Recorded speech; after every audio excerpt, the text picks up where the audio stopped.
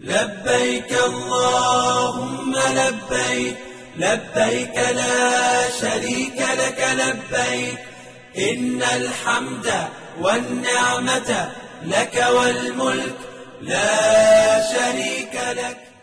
حج کا پہلا دن 8 ذی الحجہ سب سے پہلے سنت کے مطابق غسل یا پھر وضو کر کے احرام کی نیت کریں.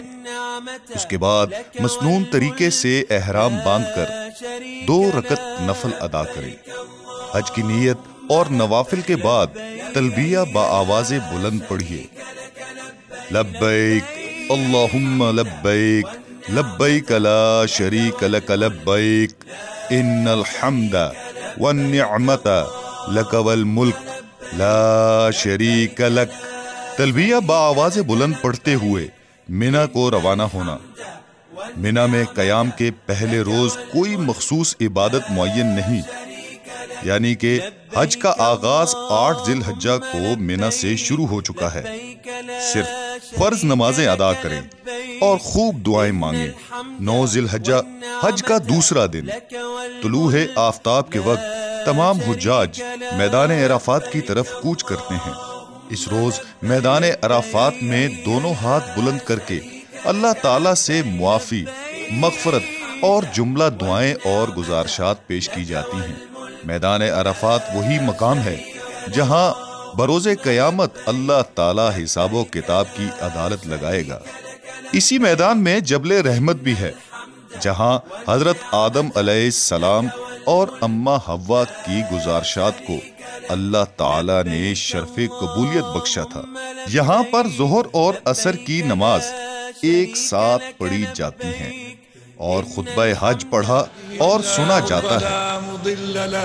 ومن يضلل فلا هادي له واشهد ان لا اله الا الله وحده لا شريك له. مغرب کی اذان کے بعد بغیر نماز مغرب ادا کیے مزدلفہ کی طرف روانہ ہونا. مزدلفہ پہنچ کر مغرب اور عشاء کی نمازیں ایک ساتھ ادا کرنا اور کھلے آسمان تلے رات گزارنا قیام مزدلفہ کے ارکان ہیں. یہیں سے رمی کے لیے کنکریاں چنی جاتی ہیں جن کی تعداد 70 سے زائد ہونی چاہیے. اگلی صبح طلوع آفتاب کے بعد یعنی 10 ذی الحجہ واپس مینا میں آ کر جمرات عقبہ یعنی بڑے شیطان کو 7 کنکریاں ماری جاتی ہیں جو کہ نماز مغرب تک کسی بھی وقت ماری جا سکتی ہیں. یہی دن یعنی 10 ذی الحجہ عید کا دن ہے، لہٰذا تمام حجاج قربانی کا فریضہ ادا کرتے ہیں. قربانی کے بعد بالوں کا حلق، گنجا ہونا یا قصر کرنا، کم از کم سر کے 1/4 بالوں کو انگلی کے 1 پور کے برابر کاٹنا. خواتین تمام بالوں کے آخری سرے کو تقریباً 2 انچ تک کاٹیں. اب زوجین کے تعلقات کے علاوہ احرام کی جملہ پابندیاں ختم ہو گئی اور اس کے بعد احرام کھول کر عام لباس پہن لیا جاتا ہے. اسی روز عام لباس زیب تن کیے ہوئے طواف زیارت کی ادائیگی کے لیے بیت اللہ کی جانب روانہ ہونا.